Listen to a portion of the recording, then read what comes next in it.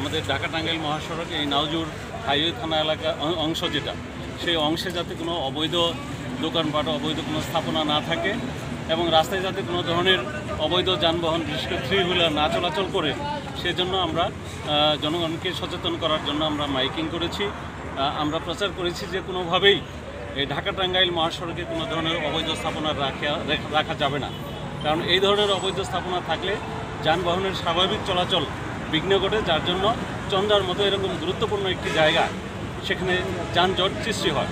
ফলে সাধারণ মানুষ তাদের দৈনন্দিন কার্যক্রম এবং অন্যান্য যে যাতায়াতের জন্য যে সময় দরকার, যে স্বাভাবিকভাবে চলাচল দরকার, সেগুলি আমরা করতে পারছি না বিধায় স্থানীয় জনগণকে সাথে নিয়ে আমরা এই অবৈধ ফুটপাত এবং অবৈধ দখলদারদের বিরুদ্ধে আমরা আজকে থেকে আইনানুগ ব্যবস্থা গ্রহণ শুরু করেছি। যারা আমাদের কথা না শুনবে তাদের বিরুদ্ধে সড়ক পরিবহন আইন অনুযায়ী আমাদের সর্বোচ্চ যে ব্যবস্থা আছে আইনগত, সেটাই আমরা গ্রহণ করব।